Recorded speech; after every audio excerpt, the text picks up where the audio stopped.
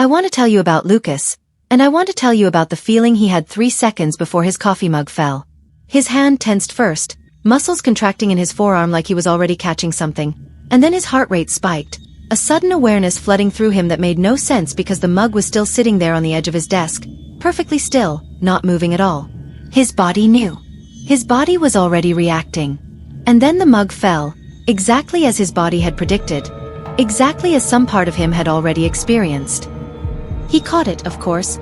his hand already in position, already waiting, and he sat there at his desk staring at the mug in his palm, wondering why his body had known 3 seconds before his mind did. It was March when this started, late March when the snow was finally melting and the world was that particular shade of gray that comes before spring. And Lucas was 34 years old and worked in insurance claims and lived alone in a 2-bedroom apartment where the radiator made clicking sounds at night. He was ordinary, completely ordinary, the kind of person you would pass on the street and forget immediately. And that ordinariness is important because what happened to him could happen to anyone, is maybe happening to someone right now, and they just don't know it yet. The mug incident should have been nothing, just a moment of good reflexes, but Lucas couldn't stop thinking about it because it wasn't reflexes, not really, it was something else. Something that felt like his body was remembering the future. He tried to explain it to himself, tried to rationalize it as heightened awareness or peripheral vision or unconscious pattern recognition. All those things people say when something happens that shouldn't happen, but none of those explanations felt right because his muscles had tensed before there was anything to see, before there was any pattern to recognize. His body had known. The feeling stayed with him all day, a strange awareness of his own physical form that he hadn't experienced before, like suddenly becoming conscious of breathing or blinking, those automatic processes that work better when you don't think about them. He caught himself checking his body constantly, monitoring for any unusual sensations, any early warnings, any signs that his flesh was living ahead of his consciousness. Nothing happened for the rest of that day, and Lucas convinced himself he had imagined it, that it was just coincidence, just a lucky catch, nothing more. But 2 days later it happened again, this time at the grocery store, his shoulders tensing up and his breathing going shallow about 5 seconds before the stock boy dropped a crate of glass bottles in the next aisle over. And Lucas stood there in front of the cereal with his heart pounding and his body already braced for impact before the crash even happened. 5 seconds, he counted it. 5 seconds between his body's reaction and the actual event, and that margin was growing. The first time had been 3 seconds, now it was 5. And Lucas started to wonder what would happen if the gap kept widening, if his body kept pulling further and further ahead of time. He didn't tell anyone, not at first, because how do you explain something like that without sounding crazy? How do you say my body is living ahead of me without people looking at you with that particular expression that means they're already planning their exit from the conversation? He kept it to himself and started paying attention, really paying attention to what his body was doing, and that's when he noticed the other things. Small things, at first barely noticeable, the kind of things you could dismiss if you wanted to, and Lucas wanted to dismiss them, wanted to believe everything was fine, but the evidence kept mounting. His jaw would ache on the left side, a deep throbbing pain, and then 10 minutes later he would bite down wrong on a piece of hard candy and hurt his jaw in exactly the spot that had already been aching. His ankle would feel strained, tender when he rotated it, and then 20 minutes later he would miss a step going down the stairs and twist his ankle in exactly the same way it had already felt twisted. The pain came before the cause, every single time, and Lucas started keeping a log, writing down each incident with timestamps, trying to find a pattern, trying to understand what was happening to him. The notebook was simple at first, just dates and times and brief descriptions. But it quickly became more detailed as Lucas tried to capture every nuance of the experience. He wrote about how the pain felt, how it differed from normal pain, how there was something anticipatory about it, something that felt like an echo of sensation rather than sensation itself. He wrote about the growing temporal gap, tracking it obsessively, noting that it seemed to increase by roughly 2 seconds per incident, though the pattern wasn't perfectly consistent. Sometimes the gap would jump by 5 seconds all at once. Sometimes it would stay stable for multiple incidents before suddenly widening again. Lucas tried to find correlations, tried to determine if the gap widened more during stress, or after sleep, or in connection with his diet or exercise. But there was no pattern he could identify, no variable he could control, nothing that made any difference at all. The margin kept growing, 3 seconds became 5, became 10, became 15, his body pulling further ahead with each incident, reacting to things that hadn't happened yet, feeling pain that hadn't been caused yet, and Lucas couldn't sleep anymore because how do you sleep when your body is living in the future? He would lie awake at night, feeling his body breathe, feeling his heart beat, wondering if those automatic processes were happening in sync with his consciousness or if they too were racing ahead. His heart beating for moments his mind hadn't reached yet, his lungs drawing breath from a future he couldn't perceive. The thought terrified him in a way he couldn't fully articulate. The idea that even his most basic biological functions might be operating in a different time frame than his awareness, that he might be fundamentally desynchronized from himself at every level. He went to a doctor. Of course he went to a doctor, sat in the examination room in that paper gown that never quite covers everything and tried to explain what was happening, and the doctor listened with that professional expression doctors have, that expression that's supposed to be sympathetic but mostly just looks tired, and after all the tests came back normal, perfectly normal, the doctor said it was stress, probably anxiety. Maybe he should consider therapy. Maybe he should try meditation. Or exercise or any of the dozen things doctors suggest when they can't find anything actually wrong. Lucas wanted to argue, wanted to show the doctor his log with all the timestamps and incidents carefully documented, but he could see it would be pointless, could see the doctor had already made up his mind, had already filed this away as psychosomatic, as all in his head, and maybe that would have been comforting if it were true, if it really was all in his head, but Lucas's body knew better. He tried to go about his normal life, tried to pretend nothing was wrong, but the incidents kept happening, kept accumulating, and the temporal gap kept widening. He would be sitting at his desk at work and his stomach would suddenly clench, a wave of nausea washing over him, and then 30 seconds later he would receive an email with bad news. He would be walking down the street and his muscles would tense, his whole body going rigid with fear, and then a minute later a car would run a red light and nearly hit him. His body was protecting him, in a way, warning him of dangers before they arrived, but the warnings came with a cost, came with a constant awareness that his body was living in a different temporal state than his mind, that the gap between them was growing, that he was slowly becoming separated from himself. April came, and with it came rain, and Lucas started noticing his body was reacting to emotional events too, not just physical ones. His chest would tighten and his breathing would go shallow 30 seconds before his mother called with bad news about his father's health. His stomach would drop and his hands would go cold a full minute before he got the email about layoffs at work. His body was feeling the emotional impact before the events occurred, bracing for pain that hadn't arrived yet, grieving for loss that hadn't happened yet, and Lucas realized this was worse than the physical incidents. Worse because at least with a falling mug or a twisted ankle the cause was simple and clear, but with emotions the causes were complex, were tied to other people's decisions and random chance and 1,000 variables Lucas couldn't control. His body was experiencing his future emotional state, was living through the grief and fear and disappointment before Lucas's mind had any reason to feel those things, and the dissonance was maddening. Feeling sad for no reason and then discovering the reason 30 seconds later. Feeling anxious for no reason and then discovering the reason a minute later. His emotional life becoming a constant state of delayed understanding. His body always ahead, always knowing, always feeling things his mind hadn't caught up to yet. He started having panic attacks, though they weren't panic attacks in the traditional sense, they were something stranger, more disturbing.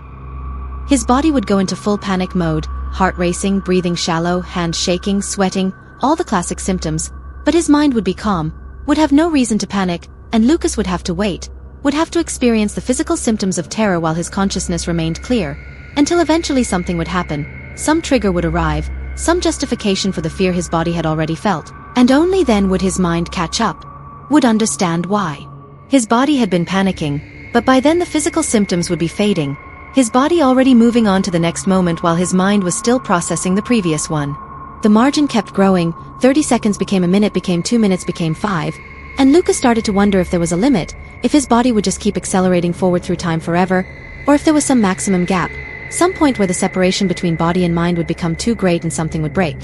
He was afraid to find out, terrified actually, but he didn't have a choice because the gap kept widening whether he wanted it to or not, his body pulling further and further ahead, experiencing more and more of the future before his mind could catch up.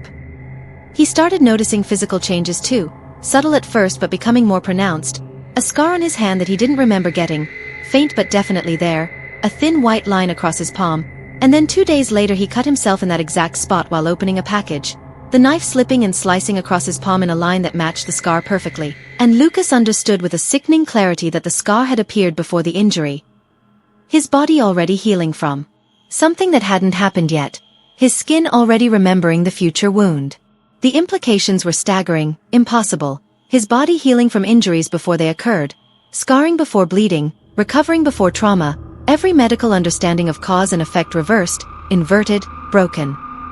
He checked himself in the mirror every morning after that, looking for new scars, new marks, new evidence of his body separation from time, and they were always there, always appearing, a bruise on his ribs that wouldn't manifest its cause for another 3 days, a burn on his forearm that wouldn't happen until he reached for a hot pan next week.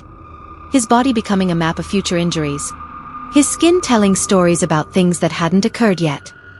He started photographing the marks, documenting them with the same obsessive detail he brought to his log, trying to create a comprehensive record of this impossible phenomenon, trying to prove to himself that he wasn't losing his mind, that this was real, that his body really was living ahead of his consciousness. The photographs became a kind of prophecy, a visual timeline of injuries to come, and Lucas found himself checking them constantly, trying to identify which future pain each mark represented, trying to brace himself for the moments when the wounds would actually occur. The logs he kept became more detailed, more desperate, pages and pages of incidents and timestamps and observations, and Lucas started to see a pattern in the chaos, a terrible pattern that made everything worse. The gap wasn't just growing, it was accelerating, the rate of increase speeding up, 3 seconds to 5 seconds in 2 days, 5 seconds to 10 seconds in 1 day, 10 seconds to 30 seconds in less than a day, the progression getting faster and faster, and Lucas did the math, calculated the trajectory, projected forward, and realized with absolute horror that at this rate his body would be hours ahead within a week,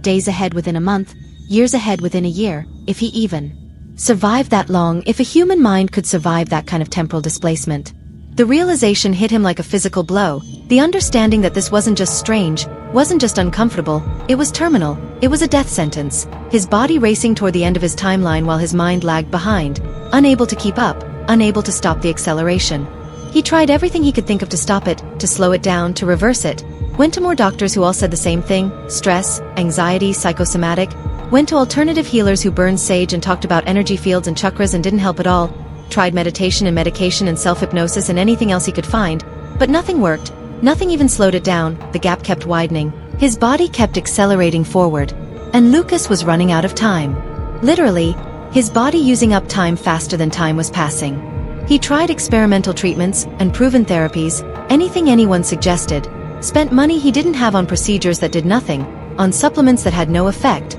on sessions with practitioners who promised results they couldn't deliver. He tried sensory deprivation tanks, thinking maybe if he removed all external stimuli his body and mind might resynchronize, but he just floated there in the darkness and silence, feeling his body live ahead of him, experiencing the future even in complete isolation. He tried extreme fasting, thinking maybe if he reduced all biological processes to their minimum his body might slow down, might wait for his mind to catch up, but he just grew weak and dizzy while the gap continued to widen. He tried staying awake for days at a time, thinking maybe sleep was when the desynchronization happened, but exhaustion only made it worse, made his mind too foggy to track the incidents properly while his body continued racing ahead unimpeded. Nothing worked, nothing helped, nothing made any difference at all, and Lucas watched the numbers in his log creep higher and higher, watched the gap grow from seconds to minutes to hours, watched his future disappear into his body's acceleration through time. By the end of April his body was 15 minutes ahead, his muscles aching from exercise he would do in a quarter hour, his stomach full from food he would eat in 15 minutes, his lungs burning from a run he wouldn't take until this afternoon, and the dissonance was unbearable, his body living one life while his mind lived another, the two experiences separated by an ever-growing gulf of time. He stopped going to work because how could he work when his body was experiencing the next 15 minutes of his future? Stopped seeing friends because how could he explain this? Stopped doing anything except sitting in his apartment and documenting what was happening. Filling notebook after notebook with observations, trying to understand, trying to find some meaning in this nightmare. His savings dwindled as he stopped working, bills piling up. But none of that seemed to matter anymore because Lucas knew with a terrible certainty, that he didn't have long, that his body was burning through time so fast that his life expectancy was measured in weeks now. Not years, not even months. Just weeks before his body reached the end of its accelerated timeline and pulled his mind along with it into whatever came after. The physical sensation was the worst part, not just the pain from future injuries but the constant feeling of disconnect, of his body being somewhere else, sometime else, doing things and feeling things and experiencing things while his mind was still stuck in the present, still trying to catch up, still struggling to understand what his body already knew. He could feel himself eating meals he hadn't eaten yet, could taste food that wasn't in his mouth, could feel the satisfaction of fullness before hunger, the quenching of thirst before thirst existed, every physical sensation arriving out of sequence, backwards, inverted, wrong. He could feel himself sleeping in a bed he wasn't in yet, feel his body relaxing into rest while his mind remained alert, feel dreams beginning before he closed his eyes. The content nonsensical because his body was dreaming about moments his mind hadn't experienced yet, about events that hadn't occurred yet, creating dream narratives from future experiences that felt alien and incomprehensible to his present consciousness. He could feel himself walking down streets he hadn't walked yet, feel the impact of steps not yet taken, feel muscles contracting and relaxing in patterns of movement that belonged to a future version of himself, all of it happening simultaneously, his body living multiple moments at once, past and present and future all compressed together into a single nightmarish experience of temporal confusion. His apartment became a prison, the only place he felt even remotely safe. Though safe wasn't really the right word, there was no safety from this, no escape from the temporal displacement that was consuming him. He stopped eating regular meals because his stomach was full from food he would eat later, stopped drinking because his thirst was already quenched by water from his future, stopped sleeping in any normal pattern because his body was already resting in moments he hadn't reached yet. His circadian rhythms collapsed entirely, day and night losing all meaning when his body existed in a different time than the clock on his wall, when sunrise and sunset were just arbitrary markers that had no relationship to his body's experience of time. He found himself awake at strange hours, asleep at stranger ones, his sleep schedule dictated not by his mind's tiredness but by when his body was experiencing sleep in its accelerated timeline, and he would lie awake feeling his body sleep, feeling it dream, feeling it rest and restore itself while his consciousness remained trapped in desperate awareness. Sleep became impossible in the traditional sense because his body was already sleeping, already dreaming, already experiencing the rest and restoration of sleep while his mind was still awake, still aware, still trapped in this horrible state of consciousness, and Lucas would lie in bed feeling his body sleep while his mind stayed alert, the paradox making him want to scream, making him want to claw his way out of his own skin, to separate himself from the body that was betraying him, that was leaving him behind, that was racing toward death while his mind struggled to keep up. He developed a ritual of sorts, lying in bed in the darkness, trying to catalog the sensations his body was experiencing, trying to identify which future moments they corresponded to, trying to maintain some tenuous connection to his physical form even as it slipped further and further ahead of his consciousness. He would feel his body move through its day, feel it stand and walk and sit, feel it eat and drink and speak, all while he lay motionless in his bed, his mind a passive observer to his body's future activities, and he wondered if this was what death would be like, this separation of consciousness from flesh, this awareness without agency, this terrible powerlessness to control or influence the body that carried his mind through time. May arrived and the gap was an hour, a full hour, his body living 60 minutes ahead of his mind, and Lucas realized he couldn't remember what synchronization felt like anymore, couldn't remember what it was like to experience things when they happened instead of after they happened.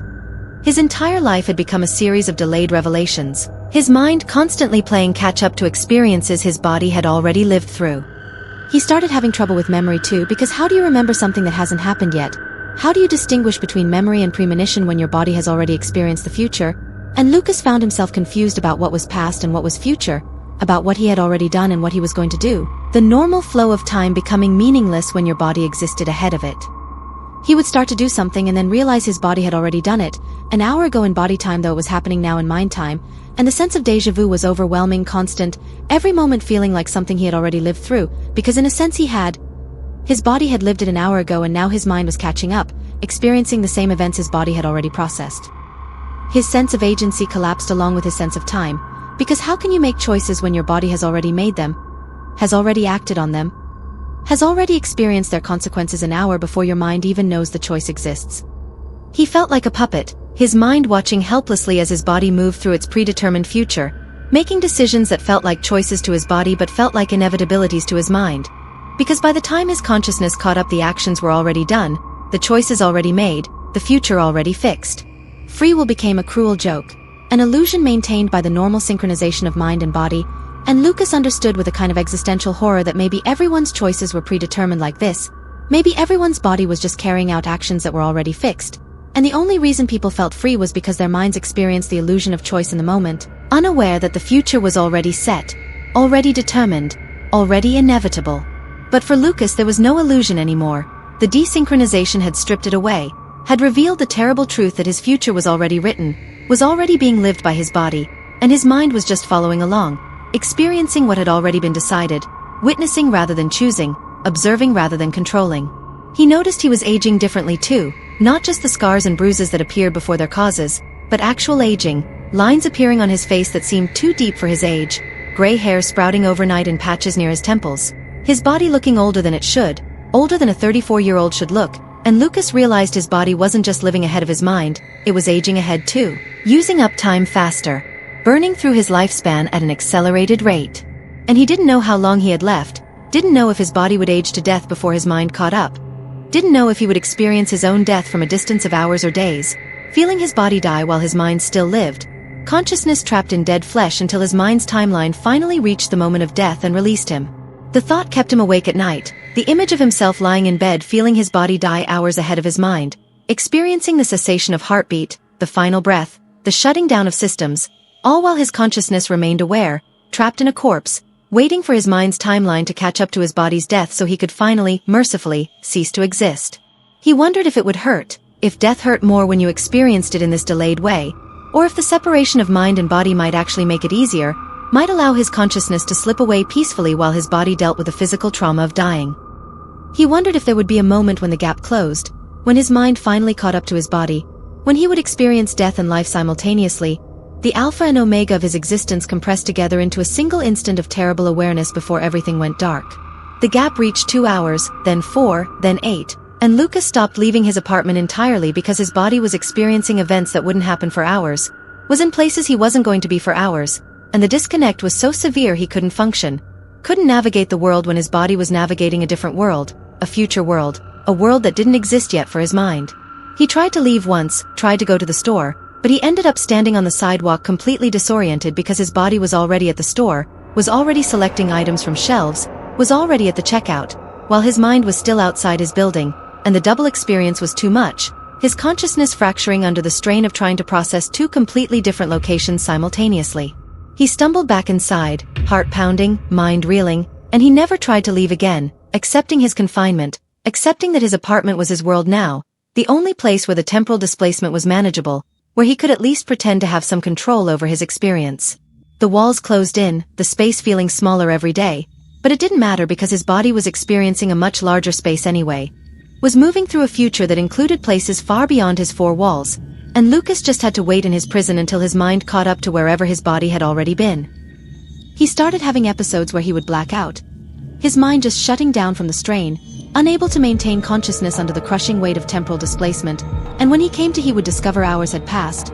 His body had kept moving, kept living, kept experiencing the future while his mind was gone, and he had no memory of those hours, no idea what his body had done, where it had gone, what it had experienced. The blackouts became more frequent as the gap widened, his mind retreating into unconsciousness more and more often, seeking refuge from the unbearable awareness of desynchronization, and Lucas began to fear that eventually his mind would just give up entirely, would shut down permanently while his body continued racing ahead through time, leaving him in a coma-like state. Consciousness fled while his flesh lived out the remainder of its accelerated timeline without him. The thought was almost appealing in its own horrifying way, the idea that he might escape this nightmare through complete mental shutdown, that he might slip into blessed unconsciousness and stay there until his body finally reached the end of its journey and released them both into death. But the blackouts always ended, his mind always surfaced back into awareness, always returned to the nightmare of temporal displacement, and he realized there would be no easy escape, no merciful surrender into permanent unconsciousness. His mind would keep waking up,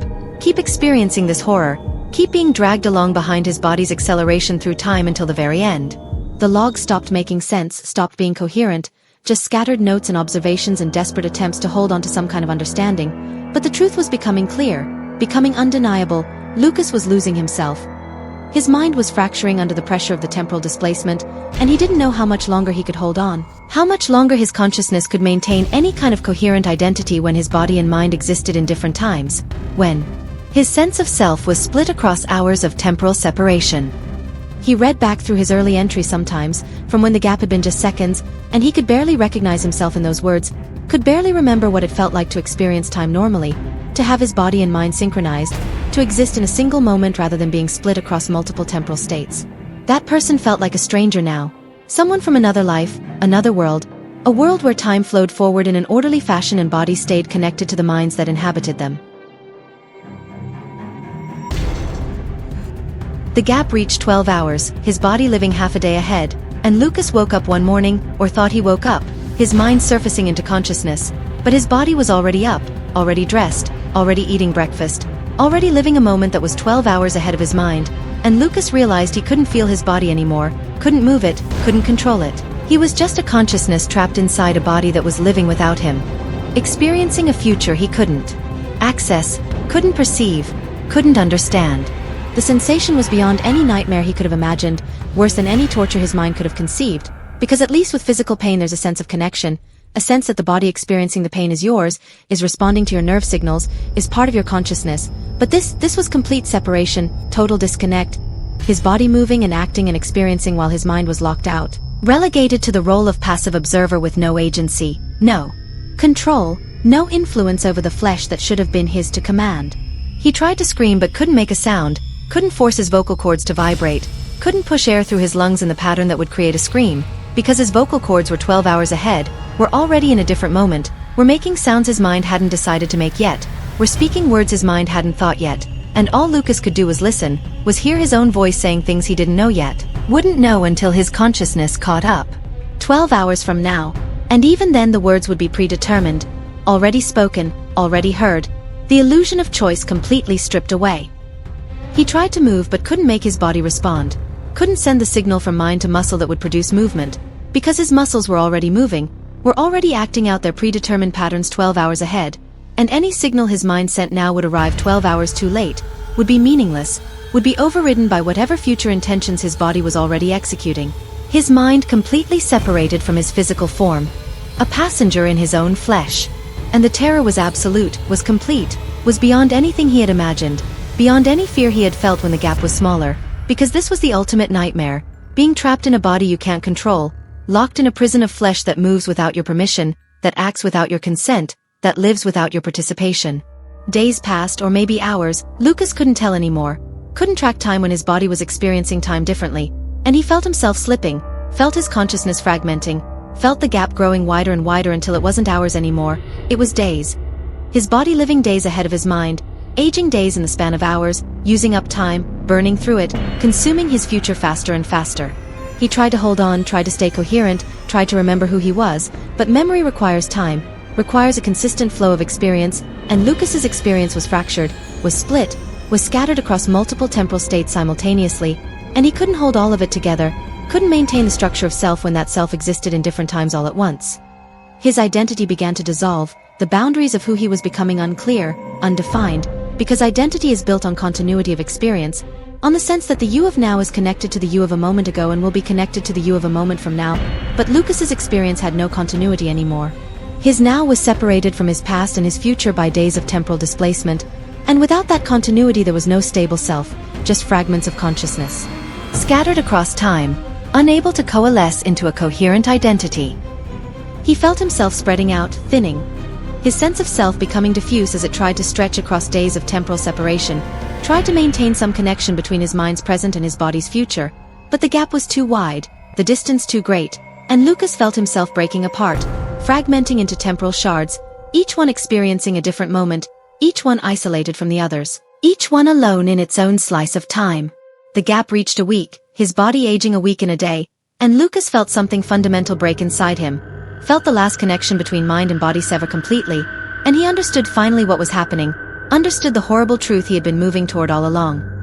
His body wasn't experiencing the future, it was experiencing his death, was living through all the remaining moments of his life simultaneously, compressed, accelerated, burning through his entire future in a matter of days, and when his body caught up to the final moment, when it reached the end of his timeline,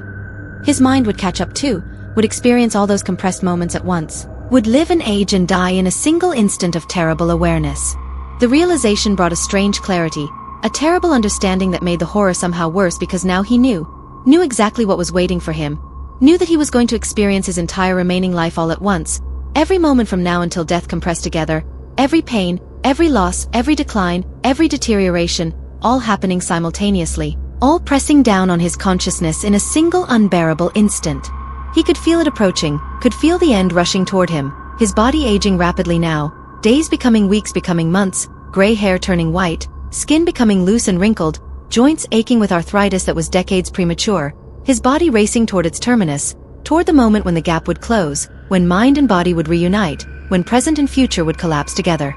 He wanted to fight it, wanted to resist, wanted to find some way to slow the acceleration, to prevent the final compression, but there was nothing he could do, no way to stop what was happening, no way to prevent his body from burning through time faster and faster until it reached the end and took his mind with it. The gap reached a month, 2 months, 6 months, time losing all meaning, Lucas's consciousness fragmenting completely, becoming scattered across years of compressed experience, his body aging faster and faster, becoming elderly, becoming ancient, becoming something that shouldn't exist, a body that had lived years in the span of weeks, and Lucas was aware of all of it simultaneously, was experiencing his entire remaining life all at once. Every moment, every pain, every loss, every decline. All compressed into a single extended instant of awareness.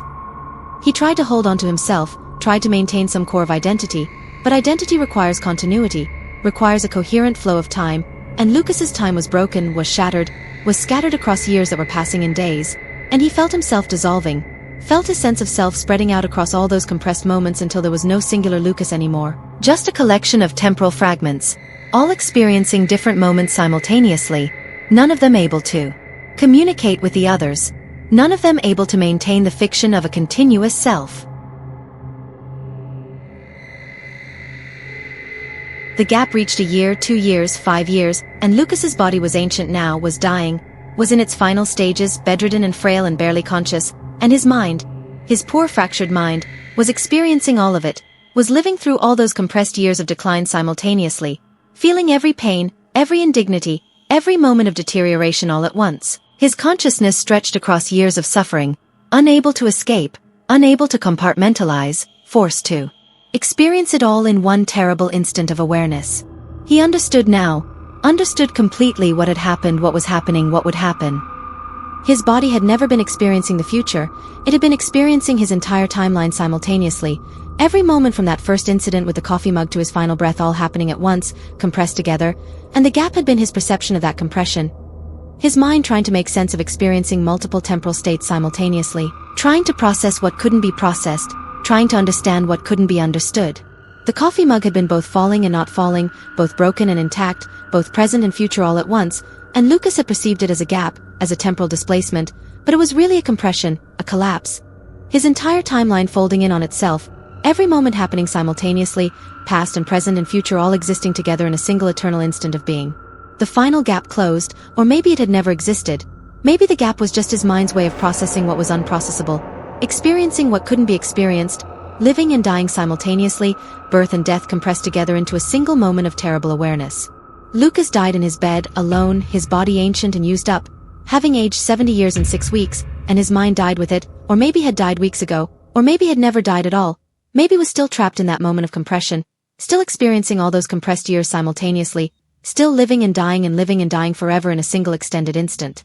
The apartment was found 3 days later by a neighbor who had noticed the smell, and the body in the bed didn't look like Lucas, was too old to be Lucas, was ancient and withered and wrong, and the neighbor called the police, who called the coroner, who called the medical examiner, who ran tests. So many tests, trying to understand how a 34-year-old man could age to death in 6 weeks, trying to find a medical explanation, trying to make sense of the impossible. They never did understand, never could understand, because understanding requires linear time, requires cause to come before effect, requires the body to move forward through time at the same rate as the mind, and Lucas's body hadn't done that, had moved through time differently,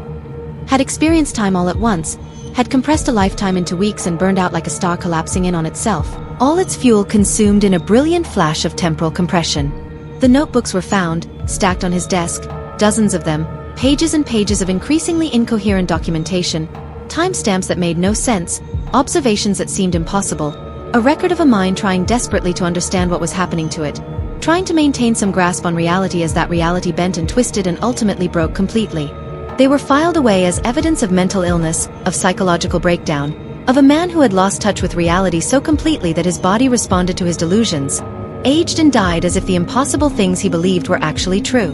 But Lucas hadn't lost touch with reality. He had experienced too much of it, had experienced his entire reality simultaneously, had felt every moment of his life compressed together, and that had been worse than any delusion, worse than any madness, because it had been real, had been absolutely real. His body living and dying at the same time. His consciousness stretched across years of compressed experience, unable to escape, unable to stop experiencing, unable to die until his body had lived through every moment of his compressed timeline. Sometimes now, in the building where Lucas died, in apartment 4B where his body was found, people report feeling strange, feeling like their bodies know things their minds don't, feeling phantom pains that make no sense, feeling like they're experiencing moments slightly out of sequence, and they laugh it off, blame it on stress, blame it on anxiety, blame it on anything except the truth. Because the truth is that Lucas is still there, still experiencing his compressed timeline, still living and dying simultaneously, still trapped in that moment of temporal collapse, And sometimes, just sometimes, that compression leaks out, touches other people, makes them feel for just a moment what Lucas felt, makes them experience time slightly wrong, makes their bodies react to things that haven't happened yet. It always stops after a moment, the effect fading, the sensation passing, and people go back to their normal lives, their linear lives, their lives where time flows forward in a straight line from past to present to future, unaware of how lucky they are, how precious that linearity is, how terrible it would be to experience time differently. They don't know how lucky they are, how precious that linearity is, how terrible it would be to experience time differently, to have their bodies live ahead of their minds, to feel the future before it arrives, to age through years and weeks, to compress their entire timeline into a single extended instant of awareness. They don't know, and they never will, because knowing would require experiencing it, and experiencing it would require the same temporal collapse that happened to Lucas, the same compression, the same horrible simultaneity of living and dying at once. So they go about their lives, these people in Lucas's building, and sometimes they feel a strange tension in their muscles before something falls, sometimes their hearts race before bad news arrives, sometimes they feel pain before injury, and they ignore it, dismiss it, rationalize it away, because the alternative is too terrible to consider. The alternative is that time isn't as linear as we think, that our bodies aren't as synchronized with our minds as we believe, that we might all be experiencing multiple temporal states simultaneously, but our minds are just filtering it out, making it seem linear, making it seem coherent, protecting us from the terrible truth that past and present and future might all be happening at once, that we might all be living in a state of temporal compression, but our consciousness is shielding us from it, maintaining the illusion of linear time so we can function, so we can survive, so we don't have to face the truth that Lucas faced, the truth that shattered his mind and killed his body in 6 weeks of accelerated aging.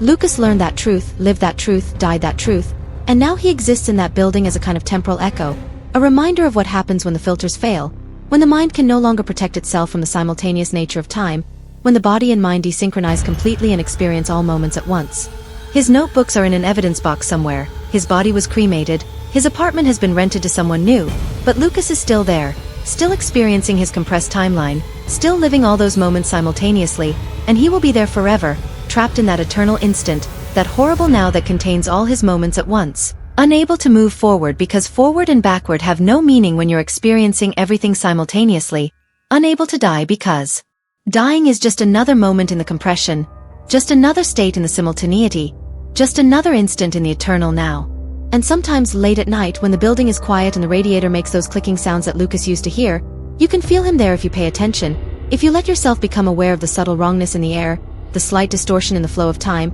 You can feel the temporal distortion he creates, can feel your body react to things that haven't happened yet, can feel your timeline compress just slightly, just for a moment, just enough to give you a glimpse of what Lucas experienced, what Lucas is still experiencing, what Lucas will always be experiencing in that eternal compressed instant of simultaneous living and dying. The feeling passes, it always passes, your timeline returns to normal, your body resynchronizes with your mind, and you go on with your life, but somewhere deep inside you know the truth now. Know that time isn't what we think it is. Know that we're all just one temporal collapse away from experiencing what Lucas experienced, from having our timelines compress, from living and dying simultaneously, from being trapped forever in an eternal instant of terrible awareness. That knowledge stays with you, quiet and small and buried deep, but there, always there, a tiny seed of temporal dread that grows every time you feel your body react to something that hasn't happened yet, every time your muscles tense before a sound, every time your heart races before bad news, every time you feel pain before injury, and you wonder, just for a moment, if your timeline is starting to compress, if your body is starting to desynchronize, if you're beginning the same journey Lucas began, the journey from linear time to compressed time, from synchronization to separation, from life to that horrible state of simultaneous living and dying that Lucas exists in now. You push the thought away, you have to push it away because dwelling on it would drive you mad, would make you hyper-aware of every tiny temporal anomaly, every small desynchronization, every moment when your body seems to know something your mind doesn't, and that hyper-awareness would only make it worse, would only accelerate the process, would only bring you closer to the compression, to the collapse, to the eternal instant. So you forget, you make yourself forget, you push it down and bury it deep and go on with your life, your linear life, your synchronized life, your life where time flows forward in a nice straight line from past to present to future, and you tell yourself it was nothing, just stress, just anxiety, just your imagination, anything except the truth. But Lucas is still there, still waiting, still experiencing his compressed timeline, and every time you feel that strange temporal displacement, that moment when your body knows something your mind doesn't,